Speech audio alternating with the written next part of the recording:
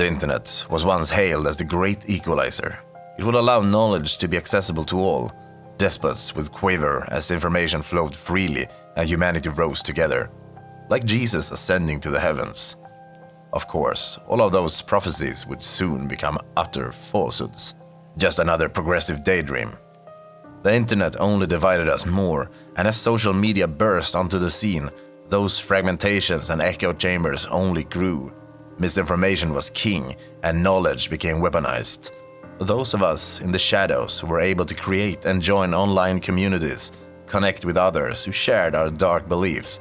These connections eventually moved offline, and that is how the town of Slaughtersburg came to be. Now, if you look at a map, you'll never find Slaughtersburg. That is just what the locals call it. Slaughtersburg is located in an isolated rural stretch of southeast Wyoming. A smattering of houses and a single general store overlooking windswept grasslands. We are a community of about 50 men, women and children, offspring of the residents. Everyone in Slaughtersburg, except children under 18, are all serial killers. Every last one of us. Slaughtersburg serves as a home base and hideout in between hunts, a place where we can fully relax and speak freely about our accomplishments. For those who choose, it is also a place to raise a family. Residents and their children are strictly off limits. Everyone has a code. Rivalries are prevalent, and we often try to one-up each other. Ego and pride to some is everything, and to others is a weakness to exploit. Body count is worn like a badge of honor, one of our few status symbols. Ben, better known as the Detroit Devil, has sat atop that throne for almost a decade, but a new and eager challenger emerged in the last year, and she was able to cut into his lead with remarkable speed. Her name was Jenna, better known as the Blue Lipstick Killer, a nod to her signature. Jenna was a deviant, sadistic beyond belief, but that didn't make her fate any less tragic, maybe even more so. On the eve of our 5th annual town funding celebration, Jenna was found brutally murdered behind the general store, left to bleed out in the trash. Our town's oldest resident, known worldwide as the Zodiac Killer, was the one who stumbled upon this grisly scene. News quickly traveled through Slaughtersburg, and an emergency meeting was called. We gathered in a recently renovated barn that sat on Ben's property. A meeting of the damned. That's what we had dubbed our town meetings. They were often a raucous occasion, a cornucopia of personalities like you wouldn't believe. But this night, we were rather silent, studying each other like we did our prey. Ben was the first to speak. "Wanna hear a good joke? A room full of murderers tried to solve a murder." Irony in its purest form. As usual, Ben fell back to his goofy persona, flashing that strikingly handsome smile, one that had lured many young women to a terrible fate. It was a mask, but it was a damn good one. "You probably fucking done it. Mama told me you probably done it." Not everyone in Slaughtersburg was intelligent, especially not John, aka the Cincinnati Maniac, but his brute strength and access to weapons made him a valuable member of the community. And just like the broken clock, on a rare occasion, it gets something right, or so we perceive it to be. A murmur grew through the crowd. Ben was an egomaniac, more than any of us. He relished media attention, often writing long and winding manifestos to local journalists and police. I am positive he masturbated whilst doing so. We all knew Jenna's rapid ascent had cut him deep, even if he didn't show it. At the same time, Ben had proudly helped found our community and was committed to the rules unlike any other. "Shut your mouth, you goddamn Neanderthal! I'll cut you open like a fucking pig!" Ben's rage flashed, his true self, biting his lip to the point of drawing blood. He composed himself and slipped back on his mask. "People, it's true. I held resentment for Jenna, and if she wasn't one of us, I would have killed her long ago. But this community has done so much for all of us, allowed us to do things we never dreamed possible. I would never risk that for some petty rivalry. I'm known the world over. Just the utterance of my name will spark fear in the hearts of even the most hardened men. I have no need to prove myself, so why kill Jenna?" Just like the rest of us, Ben was highly manipulative. He could stab you in the heart and then convince you that the knife was there before he arrived. His mental powers were almost mythical. But unlike the rest of the populace, my ability to distinguish between truth and bullshit was far better than even prison shrinks. Ben wasn't bullshitting. If you didn't do it, who did? Please, enlighten us with your theories, oh chosen one. A voice dripping in sarcasm shouted from the back of the crowd. An elderly man pushed forward, cane in hand. Because from where I'm looking, it's pretty clear. Who else had the motive? Who else had an ego so large they'd ruin everything we built over pride? There's only one. A bony finger, shaking with anger, pointed directly at Ben. The old man was one of the originals, a serial killer before there was such a term. His words carried weight. Others in the crowd began to nod in agreement, slowly tightening the circle around Ben. The energy in the room became frantic, like a pack of hyenas closing in on their prey. A knife flashed, then another, and then the crowd surged forward. Get the fuck away from me! Do you know who I am? I'll gouge your eyes out and feed them to your children. Ben's words were cut short, as he was stabbed repeatedly from every angle. For a moment he stood there proudly, unwavering, staring coldly into the crowd before falling to his knees. A final smile flashed across his face before collapsing into a heap. A chorus of cackles filled the room, the joy of the kill. We all reveled in violence, but it felt wrong to me. If I felt he was guilty, I would have been on the front lines, but I felt anything but. Will someone get the damn kid out of here? Also, if you'd like to dispose of the body, come see me in a few minutes. I know there will be many takers. A young child, no older than 9, stood grinning in the back of the room. As soon as we took notice, he flew out the doors and out into the cold night. It wasn't a child I recognized, but children were often kept out of sight in Slaughtersburg. The following morning, I was awoken suddenly by a shrieking woman. Pulling on my pants, I rushed outside to investigate the commotion. Staked to a wooden cross, stomach gutted like a roasted pig, was John the Cincinnati maniac. His skin was pale white, and copious amounts of blood were spilled around him. He had been bled dry. A series of phrases had been etched, presumably with a knife, into his chest, over and over again. Mama was wrong. In most small towns, multiple murders in a short period of time would cause panic, but we weren't most towns. To leave would be to admit defeat, to show fear would be to show weakness. Slaughtersburg was not the normal populace. Our virtues and rules were far different than most. The killings were seen as a challenge, a direct affront to our way of life. Although no one left, it didn't mean things remained unchanged. The status quo had been forever altered. Suspicion grew, and we became extremely wary of each other. People remained shuttered inside their homes, carefully analyzing their surroundings. Only the dimwits paraded around town as if their shit shone brightly, oblivious to the changing atmosphere. On a cool Sunday evening, I gathered a handful of supplies from the general store. I exchanged a silent glance with Zodiac, his wrinkled arms trembling slightly behind the wooden counter. His frail body was a constant reminder of the fate that awaited us all. Just a worthless old man. It was hard to believe he was once the world's most feared man, a ruthless and intelligent killer who evaded capture for decades.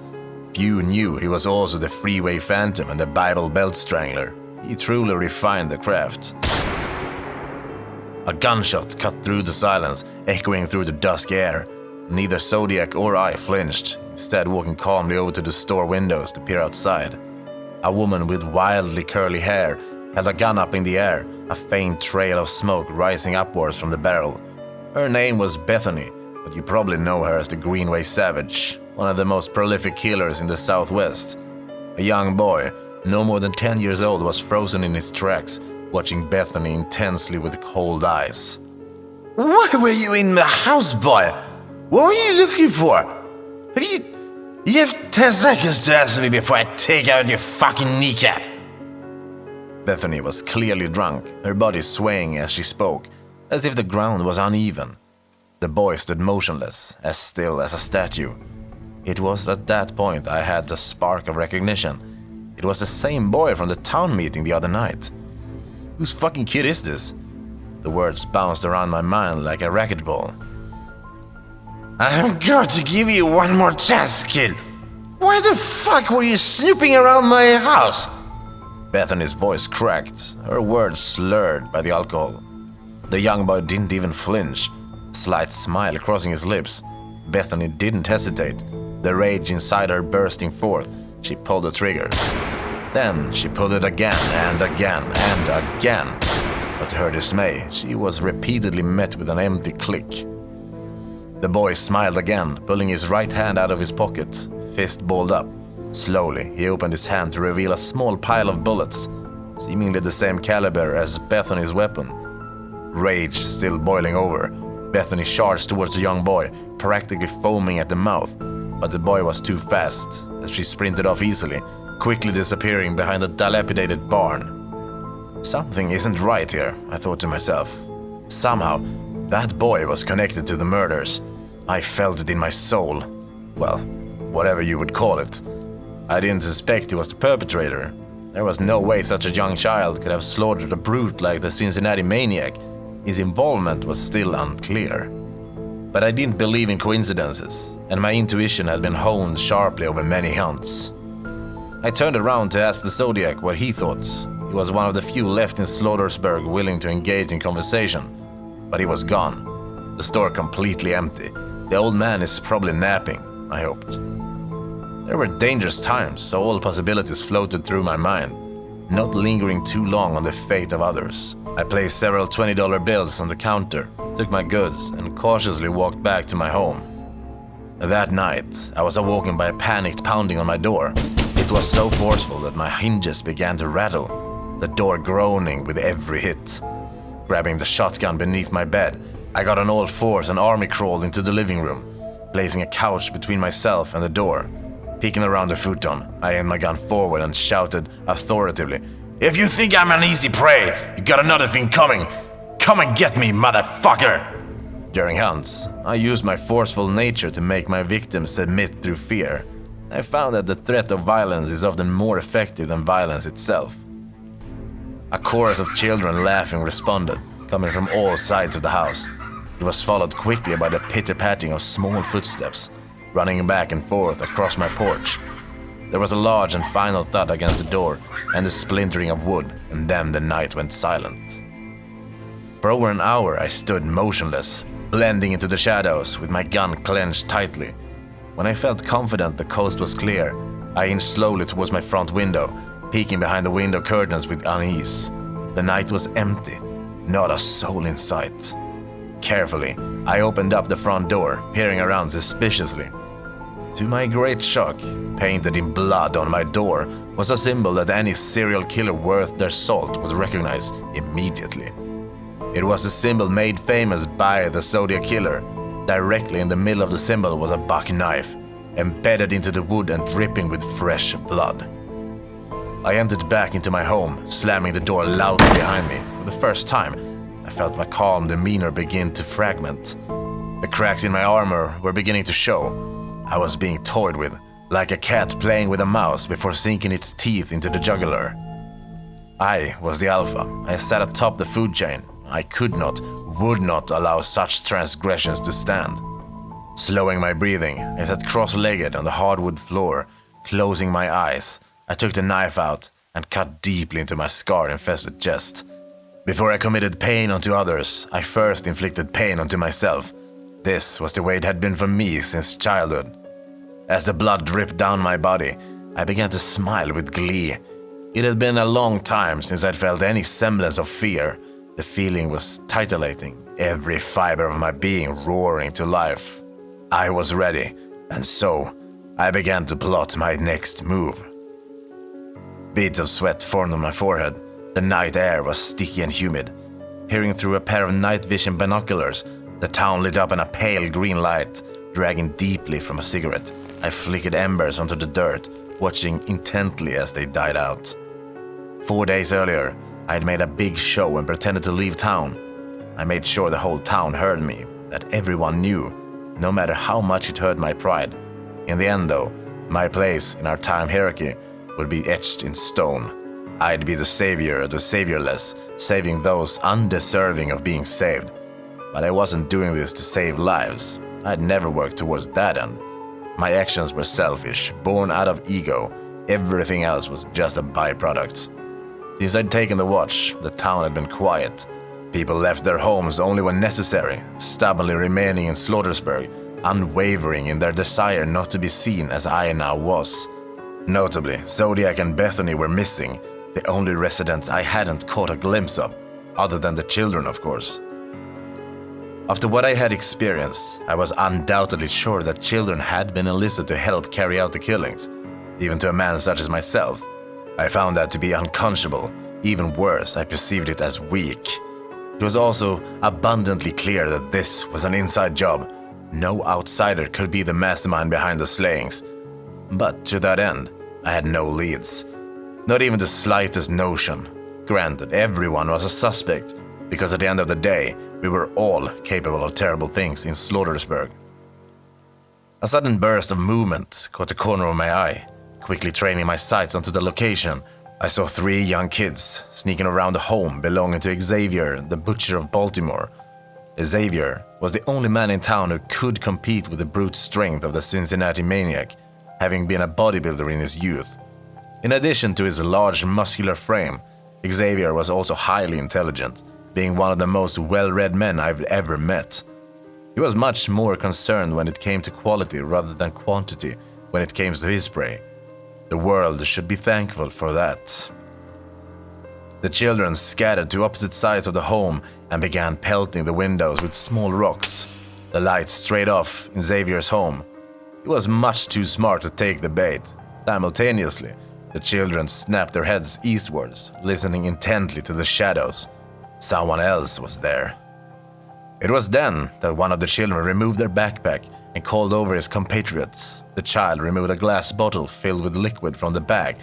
A small wick protruded from a rubber stopper.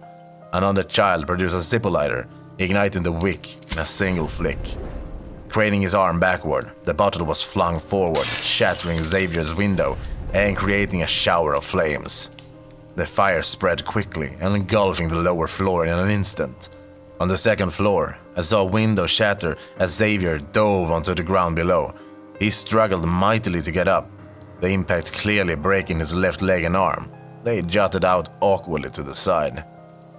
At that moment, a figure cloaked in black emerged from sight unseen, walking slowly but with purpose. Motioning for the children, the 4 of them pulled out knives and fell onto Xavier like a pack of orcas onto a seal.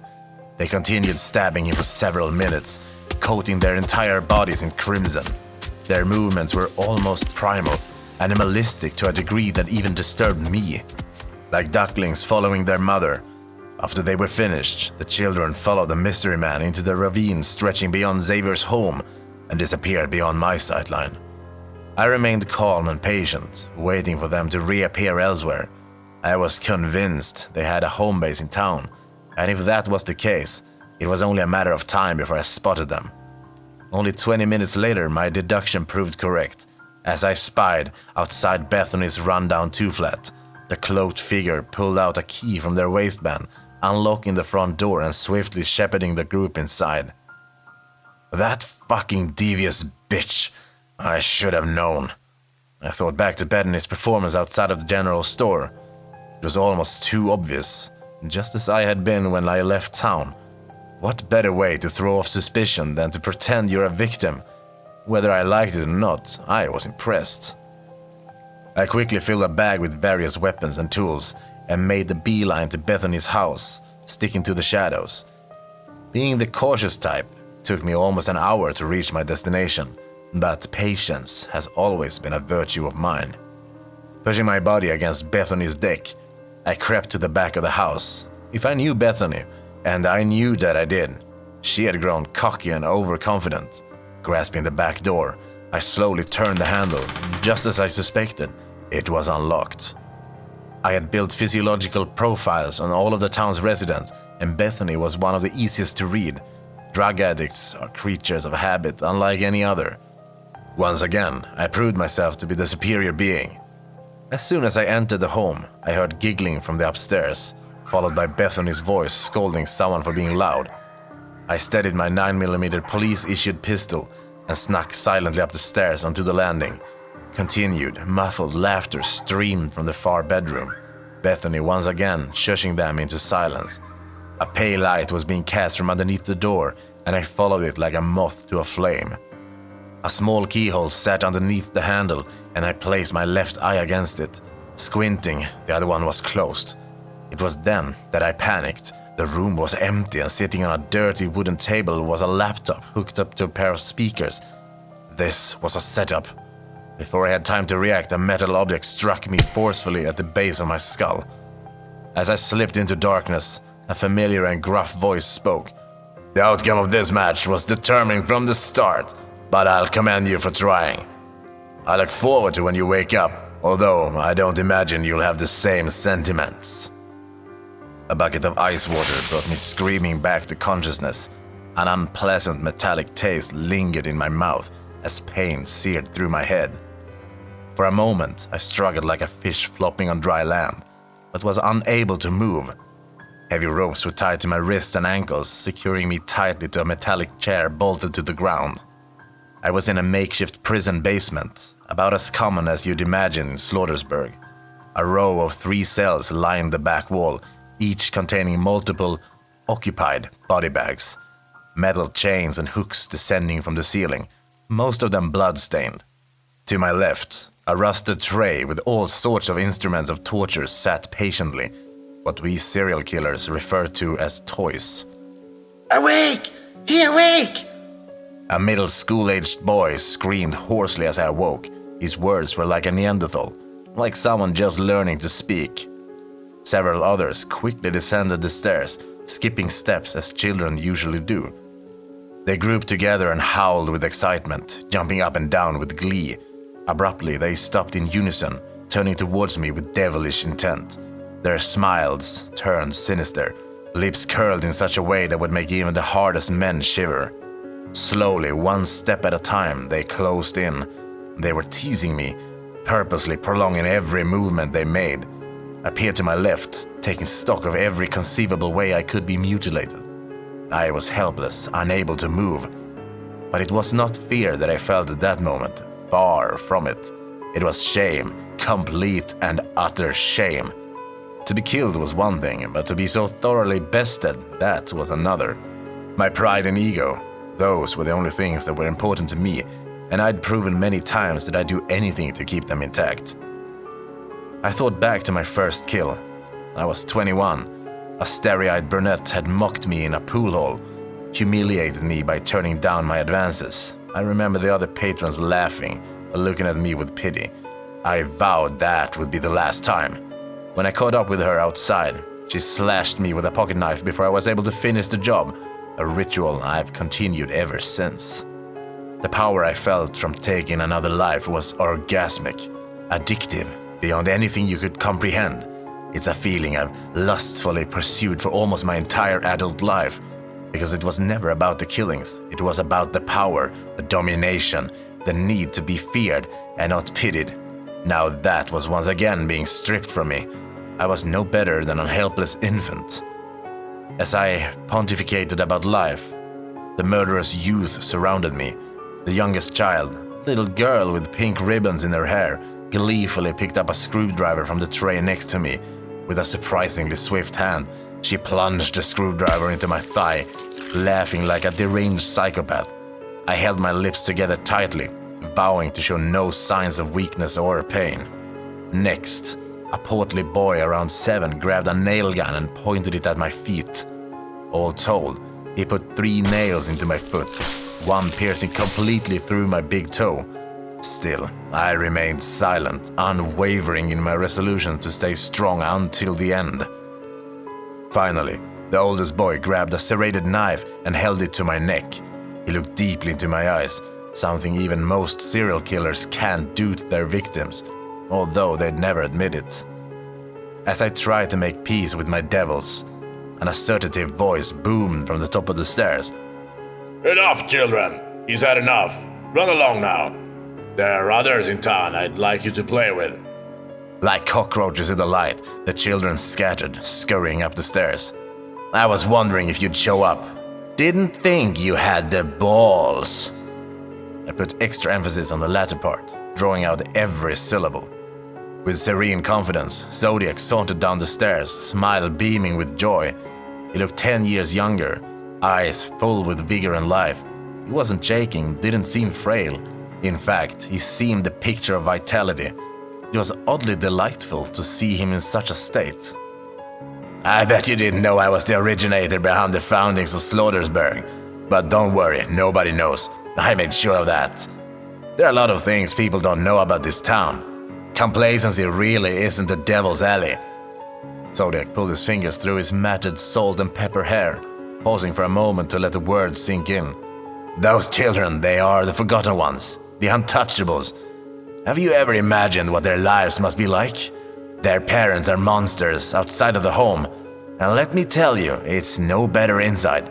They weren't part of my plan originally, but I quickly saw their value. And in turn, they saw mine.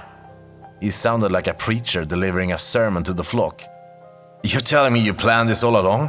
What a crock of shit. You got lucky, old man. You just got tired of being a useless old fuck and decided this was the way to prove yourself. You're pathetic. I spit wildly in his direction, not even coming close to my target. Your fake bravado doesn't fool me. Oh no, not one bit. I pity you, Sam. I truly do. I can only imagine what it must feel like to be bested to such a degree. It's humiliating, isn't it? The Zodiac spoke down to me like a child struggling in class. I seethed with anger, the rage rushing through my body with a burning intensity. But on the surface, I remained calm. The Zodiac pulled a large buck knife from his pocket, the same knife that had been embedded into my door. He approached me cautiously, but rather than cut me, he cut the ropes tying my wrist and then the ankles. Then, with forceful pulls, he removed the screwdriver and nails his little monsters had stabbed me with. I tried to leap from my chair, but my legs gave away and I tumbled to the ground. You will not die tonight, not by our hands. Death isn't a punishment for you. Life is. Oh, you see, I know you, Sam, better than you know yourself. I know what makes you tick. This is the last time I'll think of you. Too bad you won't be able to say the same. With that, he strode away, not even looking back. I could have given chase, attempted to throw a sharp object his way, but I didn't even try. I simply laid there, crying like a baby, the cold ground my one and only comfort. I remained there the rest of the night, unmoving. I heard many things as I lay on that cold floor, screams of pain and agony, gunfire, explosions, the crackling of fire, but it meant nothing to me. My insides were in complete disarray, my mind engulfed in the flames of self-pity and defeat. Eventually, I got up, limping up the stairs and out of the door. I barely took heed to the carnage surrounding me. Burned down homes and mutilated bodies. Like a zombie, I meandered through the remains of Slaughtersburg, walking with no purpose. That was 10 years ago, give or take.